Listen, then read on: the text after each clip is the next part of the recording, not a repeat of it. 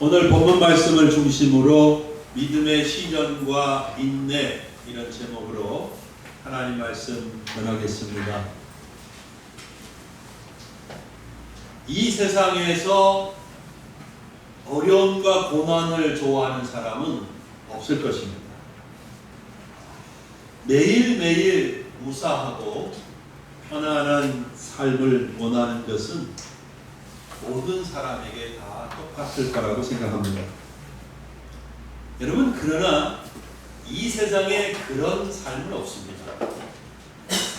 평생 동안 그냥 평안하고 아무 어려움 없이 그렇게 사는 인생은 없습니다.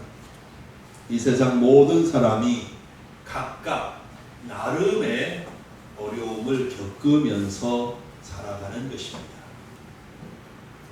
그런데 중요한 것은 그러한 고난과 어려움을 어떻게 바라보느냐 하는 것이죠. 내가 어려움에 빠졌을 때 이 어려움을 어떻게 해석하느냐 하는 거예요.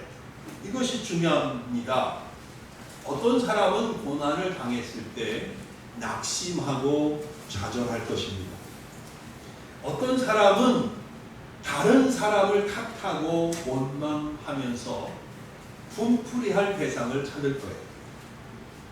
또는 세상을 향하여 분노하는 사람도 있을 수 있습니다. 왜 하필 나만 이런 어려움을 당하는 거야? 라고 하면서 정말 분노 충만해지는 그런 사람도 있을 거예요. 그런데 그렇게 하다 보면 문제가 해결되고 고난이 떠나는 것이 아닙니다. 그렇게 하면 삶이 더 어려워져요. 인생이 더 꼬여요. 자기의 마음이 점점 더 황폐해져요. 자기의 마음속이 정말 황량하게 들판처럼 그렇게 된단 말이에요. 우리 기독교인들은 어떻게 해야 할까요? 내 삶에서 일어나는 일들, 특별히 고난을 어떻게 바라보고 해석해야 할까요? 이것은 성도의 삶에서 아주 중요한 문제입니다. 왜냐하면 닥쳐온 시련을 내가 어떻게 맞이하고 해석하느냐에 따라 그 이후의 삶이 전혀 달라질 수 있기 때문입니다. 고난을 당한 이후에 인생이 그냥 실패한 인생이 되고 망한 인생이 될 수도 있고, 고난을 당한 이후에 더 사람이 단단해지고 인격이 성숙해지고 더 통찰력이 생기고 인생을 바라보는 지혜가 생겨서 그 이후의 삶이 놀랍게 변할 수 있다는 사실입니다. 그런 면에서 본문은 중요합니다. 본문은 우리의 삶에서 고난과 시련을 만났을 때 이렇게 하라 저렇게 하라는 하나님의 말씀이지요. 어떤 철학자의 말보다, 어떤 지혜자의 말보다, 어떤 스타 강사의 말보다 저는 오늘 하나님의 말씀이 우리에게 훨씬 더 확실한 답이라고 생각하고 믿습니다. 아멘. 왜냐하면 하나님만큼 우리 인생에 대한 전문가가 없어요. 하나님은 저와 여러분의 삶에 대해서 모든 것을 다 아시고 계시고 다 이해하고 계시고 그 인생의 모든 문제에 대해서 정확한 답을 다 알고 계시는 분이에요. 어떤 유능한 상담자보다, 어떤 유능한 인생 코치보다 하나님만큼 전문가는 없어요. 오늘 하나님의 말씀을 잘 들으실 수 있는 여러분이 되시기를 바랍니다. 자, 하나님께서 뭐라고 말씀하고 계십니까? 첫째, 시험을 당하면 어떻게 하라고요? 기쁘게 여기라. 온전히 기쁘게 여기라. 그렇게 말씀하고 있습니다. 성도에게는 여러 가지 시험이 있습니다. 성도가 당할 수 있는 한 가지 시험은 바로 죄의 유혹이지요. 여러분, 죄의 유혹은 달콤합니다.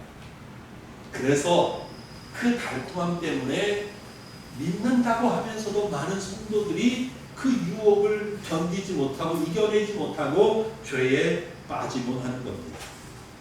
그러나 죄의 결과는 아주 쓰고 고통스럽습니다. 죄를 안 지을 수 있는 하나님의 은혜가 여러분에게 있기를 바랍니다. 성도는 성령님을 힘입어서 모든 죄의 유혹을 이겨내야 합니다. 그러나 여러분, 본문은 죄의 유혹에 대해서 말하고 있는 것이 아닙니다. 2절에 한번 보세요. 내 형제들아 너희가 여러 가지 시험을 당하거든 그랬어요. 이 시험이라는 단어가 3절 보면 이는 너희 믿음의 시련이 그랬어요. 그러니까 시험이라는 2절에 있는 단어가 3절에서는 믿음의 시련이라고 표현이 되었습니다. 그러면 도대체 기독교인에게 믿음의 시련이란 무엇일까요? 여러분, 일단 시련이니까 시련이라는 단어의 뜻을 아시죠? 시련은 힘듭니다. 고난인 것입니다. 견디기 어려운 영적으로나 육체적으로나 정신적으로나 고통이거나 견디기 어려운 환경일 수 있습니다. 그런데 그냥 시련이라고 하지 않고 뭐라고 그랬어요? 믿음의 시련이라고 했어요. 성도가 믿음의 시련을 당한다 한다면 그 성도가 믿음의 시련을 당하게 하는 분이 누굽니까? 하나님입니다. 아멘. 네. 하나님이 성도에게 믿음의 시련을 허락하신다는 거죠. 즉 하나님께서 믿음의 시련을 성도에게 주셔서 그 성도의 믿음을 달아보시는 것입니다. 성도의 믿음이 큰 믿음인지, 믿음이 묵직한지, 아니면 믿음이 새털같이 가벼워서 훅 불면 날아가 버리는 그런 믿음인지 하나님이 달아보십니다. 혹은 그 믿음이 정금같이 순전한 진짜 믿음인지, 아니면 믿음이 있는 척하는 가짜 믿음인지 하나님께서 테스트를 해보는 거예요. 그러므로 야고보가 2절에 내 형제들아 너희가 여러 가지 시험을 당하거든 이라고 말하는 것은 성도가 이 땅에서 믿음으로 사는 동안 여러 가지 형태의 믿음의 시련을 당할 수 있다는 말씀입니다. 하나님께서 시련을 통해서 성도의 믿음을 테스트해 보시면서 또한 그 믿음을 연다, 단련하신다는 말씀입니다. 그래서 오늘 아침에, 이 아침에 우리는 하나님 앞에 나와서 우리가 어떤 믿음의 시련을 당했을 때 기쁘게 여기라 라고 하는 성령 하나님의 권고를 시간 받고 있는 것이죠. 서두에 말씀드린 대로 고통이나 시련을 좋아할 사람은 없습니다. 저도 싫어요. 장로님 좋으세요? 싫어요. 조원사님 좋으세요? 예. 어떤 사람도 시련 당하는 것, 고통 당하는 것을 좋아하지 않습니다. 그러나 성경은 우리에게 고난이 있다고 분명하게 말씀하시는 것이죠. 그래서 고통이, 시련이 찾아왔을 때 좋지는 않지만 그래도 기뻐해라 그렇게 말하는 게 아니고 기쁘게 여겨라 그렇게 말하는 것입니다. 기쁘게 여기라, 여긴다, 이 단어가 우리에게 오늘 아주 의미가 있습니다. 여기라는 단어가 의미가 있습니다. 이 여기다라는 말은 무슨 뜻이겠습니까? 보통 사실은 이런데 다르게 생각하라 라는 뜻이 있는 거예요. 예를 들면 감기에 걸렸어요. 감기에 걸려서 큰일 났네. 할 일도 많고 중요한 일도 많은데 내가 이거 감기에 걸려서 이거 어떻게 하면서 막 화내고 짜증스러워하고 그러는 게 아니라 이참에 푹 쉬라 할까 그렇게 생각하고 마음 편하게 쉬는 거예요. 그렇게 생각하는 거죠. 혹은 어떤 일에 실패할 수도 있지요. 그때 실패했네. 이제 나 큰일 났네. 나 이제 어떡하지? 막 이렇게 좌절하는 게 아니라 값진 경험을 했구나. 다음에는 내가 더 잘할 수 있을 거야. 이렇게 생각하는 게 여기는 거예요. 여기는 거. 즉 여긴다는 말은 안 좋은 일인데 표면상 어렵고 힘든 일인데 그 일이 가져올 다른 결과 혹은 좋은 결과를 예상하면서 다른 쪽으로 좋게 생각하라는 의미일 수 있습니다. 물론 반대도 돼요. 좋은 일인데 나쁘게 생각하고 나쁘게 여기는 경우도 있어요. 근데 오늘 성경에서는 나쁜 일인데 힘든 일인데 믿음의 시련인데 이것을 좋게 생각하라. 그래서 기쁘게 여기라 라고 말씀하고 있는 것입니다. 성도에게 찾아오는 믿음의 시련은 견디기가 매우 힘듭니다. 성경 말씀대로 여러 가지 형태로 믿음의 시련이 찾아올 수 있지요. 원하고자 하는 일에 실패할 수 있습니다. 계속 도전하고 또 도전하는데 실패하고 또 실패할 수 있어요. 때는 원치 않는 그런 질고에 육체적인 질고에 시달릴 수도 있습니다. 정말 믿었던 사람인데 그래서 그에게 모든 것을 다 보여주고 그리고 돈도 많이 투자했는데 배신을 당하여서 완전히 인생이 망가지는 것 같은 위기를 경험할 수도 있지요. 뭘 잘못해서 한꺼번에 판단을 잘못해서 한꺼번에 엄청난 많은 돈을 잊어버릴 수도 있습니다. 여러 가지 형태의 시련이 찾아올 수 있어요. 그러나 성경은 그것들을 기쁘게 어떻게 하라고요? 기쁘게 여겨라. 기쁘게 여겨라라고 말씀하고 있는 거예요. 즉 힘들고 어렵지만 표면적으로는 결코 기뻐할 수 없는 일이지만 기쁘게 생각하라고, 기쁘게 여기라고 권면하고 있는 것입니다. 왜 그렇게 성경이 말할까요? 성경은 그 이유를 곧바로 말해주고 있습니다. 그것이 뭐예요? 믿음의 시련이 뭘 만들어내요? 뭘 만들어낸다고 그래요? 오늘 성경에? 인내를 만들어낸다. 믿음의 시련이 성도에게 인내를 만들어낸다. 그 속에. 3절을 다시 한번 읽어보겠습니다. 3절입니다. 이는 너희 믿음의 시련이 인내를 만들어내는 줄 너희가 알리라 했습니다. 믿음의 시련이 인내를 만들어낸다고 하는 것은 성령의 진리입니다. 성도가 시련을 당하면 그 속에 인내가 생긴다는 것이 성경의 가르침이에요. 그러나 우리는 경험을 통해서도 이 말씀이 진리인 것을 알고 있습니다. 그렇죠? 여러분, 사람들 중에는 좋은 배경과 좋은 부모님 밑에서 어려움 없이 성장한 사람들이 있습니다. 다 그렇지는 않지만 그런 사람들 중에 의지가 약하다거나 조그만 일에도 낙심하고 좌절해버리는 그런 사람들을 우리는 마치 온실 속에서 자란 화초다 이렇게 표현합니다. 그죠? 온실 속에 자란 화초 같아 그렇게 표현하는 것이죠. 여러분, 온실 속에서 자란 화초는 비바람을 맞아본 적이 없습니다. 뜨거운 태양 아래서 극심한 가뭄에 시달려 본 적이 없습니다.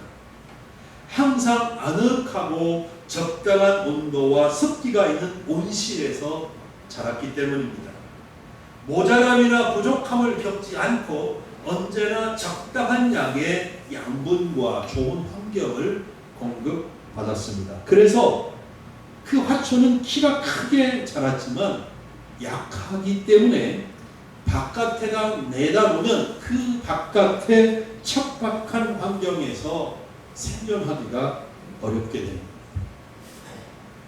그러나 처음부터 들판에서 심겨지고 들판에서 자란 화초는 일단 뿌리부터 깊게 내리게 되어 있습니다. 바람을 이겨야 되거든요. 그래서 그 바람을 이겨내려면 뿌리를 깊이 내립니다.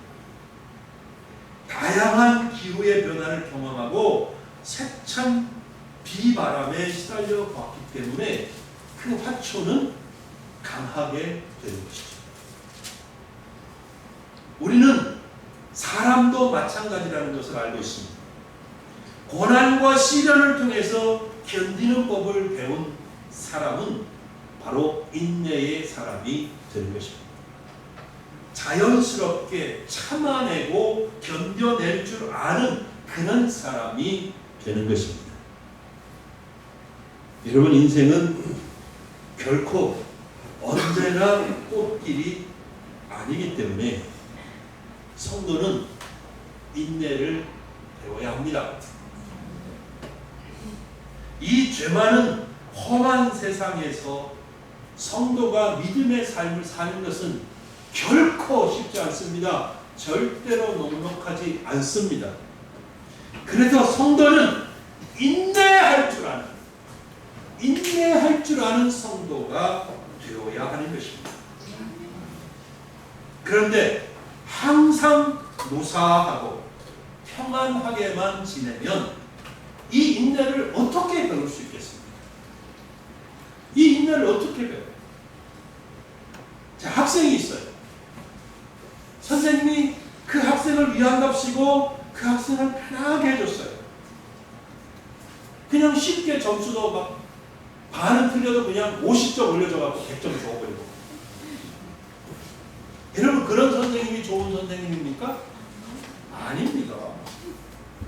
쉽게 점수 받고 쉽게 학교를 졸업하면 결코 정말 훌륭한 실력이 있는 사람이 될 수가 없어요. 학생을 그렇게 만드는 선생님을 좋은 선생이라고 말할 수가 없어요. 근데 반대로 학생이 힘들더라도 이것저것 읽으라 그러고 이것저것 하라 그러고 공부 많이 시키고 어렵더라도 공부를 할 수밖에 없게 많이 요구해서 공부를 시켜서 졸업을 시키는 선생님이 좋은 선생님인 거예요. 그런 선생님 밑에서 공부한 사람은 다른 사람보다 훨씬 실력 있는 사람이 되는 것입니다. 여러분, 이제 세상은 그러니까 저보다 한 10년 앞의 세대, 저희 세대까지 봐도 되는데 그때까지만 해도 졸업장만 있으면 됐어요. 대학 졸업장만 있으면 여자들은 시집 잘 갔고 대학만 졸업하면 남자들은 거의 그냥 취직 다 했단 말이에요. 근데 이제는 안 해요. 세상은 똑같은 졸업장을 가진 사람 중에서 누가 더 실력이 있는지 그런 사람을 원합니다. 심지어 졸업장이 없어도요, 진짜 실력이 있는 사람은 인정을 받게 되어 있습니다. 세상의 일은 그 일이 어떤 일이라도 저절로 되는 법이 없습니다. 많은 고비가 있습니다. 몇 번의 실패가 불가피하기도 합니다. 그렇기 때문에 온실 속에서 자란 화초 같은 사람이 할 수 있는 일은 아무것도 없는 것입니다. 그래서 하나님께서 성도들에게는 특별히 인내를 가르쳐 주려고 하십니다. 아시겠어요? 그리고 그 인내를 가르쳐 주시는 하나님의 방법이 뭐예요? 바로 믿음의 시련입니다. 이 믿음의 시련을 통해서 하나님께서 저와 여러분에게 인내를 가르쳐 주시려고 하신다. 성도가 미워서 시련을 주시는 게 아닙니다. 하나님이 여러분 미워하시기 때문에 어려움과 고통을 주는 것이 아닙니다. 믿음의 시련을 주시는 것입니다. 왜? 인내를 배우라고. 성도를 힘들게 만들어 놓고 뒤에 앉아서 웃으시면서 즐거워하시고 재밌어 하시는 그런 하나님이 절대 아닌 것입니다. 믿음의 시련은 우리를 위한 것입니다. 그리고 그런 우리를 통해서 하나님께서 뜻을 이루려고 하시고 당신이 영광을 받으시기를 원하시는 것입니다. 그러므로 여러분, 지금의 시련, 지금 시련을 겪고 있다면 기쁘게 여길 수 있기를 바랍니다. 지금 어려운 가운데 있다면 그것을 오히려 순전히 기쁘게 여길 수 있기를 바랍니다. 또한 앞으로 인생에 어떤 시련이 온다 하더라도 기쁘게 여기고 견디고 또 견디고 견뎌낼 수 있는 그런 성도님들이 되시기를 바랍니다. 여러분 속에 인내가 만들어질 것입니다. 여러분 속에 인내가 생길 것입니다. 인내하는 사람, 견뎌내는 사람이 될 것입니다. 본문은 바로 인내를 배운 사람은 부족함이 없게 될 것이라고 말씀하고 있습니다. 4절입니다. 읽어볼게요. 인내를 온전히 이루라. 이는 너희로 온전하고 구비하여 조금도 부족함이 없게 하려 함이라. 인내를 온전히 이루라. 이는 너희로 온전하고 구비하여 조금도 부족함이 없게 하려 함이라. 여러분, 인내를 하면, 인내한 사람은, 인내를 배운 사람은 변합니다. 유약하던 사람이 강한 사람이 됩니다. 어리석었던 사람이 지혜로운 사람이 됩니다. 가볍게 처신하던 사람이 무겁고 신중하게 행동하는 사람이 됩니다. 인내인 사람을 변화시킵니다. 척박한 땅에 심긴 나무가 뿌리를 깊이 내리는 것처럼 강한 바람을 견딘 가지가 튼튼하게 되는 것처럼 뜨거운 태양 아래서 과일이 연그러 가는 것처럼 믿음의 시련 가운데서 모진 환경에서 여러분들이 인내하고 견뎌내다 보면 깊이 있는 사람이 되는 것입니다. 열매가 있는 사람이 되는 것입니다. 튼튼한 사람이 되는 것입니다. 인생의 지혜를 얻습니다. 세상과 사물을 보는 눈이 열리고 삶에 자기만의 철학이 생깁니다. 특히 우리같이 믿음의 사람들은 온전한 믿음 위에 굳게 서게 되는 것이죠. 할렐루야. 네. 마음이 하나님을 갖게 됩니다. 인내한 사람은 그 마음이 하나님의 마음을 갖게 됩니다. 인내한 사람은 하나님의 뜻을 이해할 수 있는 사람이 되고 만물을 꿰뚫어보는 신적인 통찰력을 얻게 되는 것이죠. 할렐루야. 그래서 인내하면 너희가 온전하고 구비하여져서 부족함이 없게 된다고 성경이 가르쳐주고 있는 거예요. 인내한 사람은 그래서 하나님께서 편하게 쓰실 수 있는 사람으로 준비되는 것입니다. 그러므로 성도님들, 우리는 인내를 배워야 합니다. 힘들고 어려워도 참아낼 줄 알아야 되겠습니다. 갈라디아서 5장 22절에 보면 사실 사도 바울이 인내를 성령의 열매로 보았습니다. 성령의 열매로 보았습니다. 성도 안에 거하시는 성령님께서 도와주셔서 성도가 믿음의 시련 가운데서 인내할 수 있게 하시는 겁니다. 여러분, 믿음의 시련이 닥쳐왔을 때 성령을 의지하시기 바랍니다. 지금 믿음의 시련 가운데 있다고 생각하시는 분들이 성령님을 의지하실 수 있기를 주님의 이름으로 축원합니다. 성령께서 도와주셔서 여러분이 인내하게 하실 것입니다. 참고 견뎌내게 하실 것입니다. 또 히브리서 기자는 이렇게 말했습니다. 히브리서 13장 36절입니다. 너희에게 인내가 필요함은 너희가 하나님의 뜻을 행한 후에 약속을 받기 위함이라. 아까 예배 시작할 때 제가 읽어드렸던 말씀, 베드로전서 4장 한번 보시죠. 베드로전서 4장 12절입니다.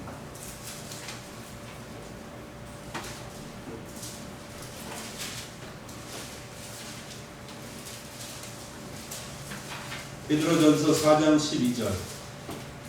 그 다음에 있어요. 야고보서 다음에. 야고보서 다음에 있는 책이 베드로전서예요. 베드로전서 4장 12절. 찾았죠? 사랑하는 자들아 너희를 연단하려고 오는 불시험을 이상한 일 당하는 것 같이 이상히 여기지 말고 오히려 너희가 그리스도의 고난에 참여하는 것으로 즐거워하라. 이는 그의 영광을 나타내실 때에 너희로 즐거워하고 기뻐하게 하려 함이라. 아멘. 예. 여러분 시험을 당할 때 이상하다고 여기지 말고 하나님의 사랑을 의심하지 말고 불평하거나 원망하지 말고 기쁘게 여기면서 참고 견뎌내실 수 있기를 주의 이름으로 축원합니다. 말씀을 맺겠습니다. 어떤 시련을 겪고 있더라도 결코 낙심하거나 좌절하지 마십시오. 도리어 온전히 기쁘게 여길 수 있기를 바랍니다. 쉬운 일은 아니겠지만 성령님께서 도와주시길 바랍니다. 인내를 배우시기를 다시 한번 주님의 이름으로 축원합니다. 인내를 배운 사람과 그렇지 못한 사람은 큰 차이가 있습니다. 특히 하나님이 그 사람을 보실 때 다릅니다. 하나님은 인내를 배운 사람을 쓰시기를 원합니다. 인내를 배우지 못한 사람은 하나님 앞에 준비된 사람이 아닙니다. 그래서 하나님이 쓰실 수가 없습니다. 여러분 인생이 짧다고 생각할 수도 있어요. 그죠? 그렇지만 사실 깁니다. 그 긴 70년, 80년의 시간 속에서 하나님은 여러분의 과거와 현재와 미래를 우리 전사님도 강의하신 것처럼 한꺼번에 보시면서 우리의 삶을 이끌어 가십니다. 그래서 우리가 어떤 때에 정확한 어떤 때에 어떻게 하나님 앞에 세움을 받아야 되는지를 정확하게 하십니다. 거기까지 갈 때 우리의 삶에 수많은 위기와 고난과 어려움과 환난이 있다는 것을 알고 계시고 그 끝이 어떻게 될 것이고 어떻게 하나님께서 그 후에 그 사람의 인생에 관여하셔서 쓰실지 다 이미 선명하게 내다보고 알고 계시는 분이 바로 우리 하나님이세요. 그렇기 때문에 오늘 어렵고 힘든 상황 속에서 기쁘게 여기면서 견딜 줄 아는 그런 성도가 되어야 하는 것입니다. 오늘도 힘든 때도 괴로운 때도 답답한 때도 모두 다 하나님의 손 위에 있습니다. 오늘 견디시는 여러분들이 되길 바랍니다. 앞으로 어려움을 만났을 때 견딜 수 있는 은혜가 여러분에게 있기를 주의 이름으로 축원합니다. 견뎌보세요. 하나님 눈에 잘 준비된 사람으로 나오게 될 것입니다. 그리고 여러분의 인생 가운데 하나님이 역사하실 때가 반드시 찾아올 것입니다. 기도하겠습니다.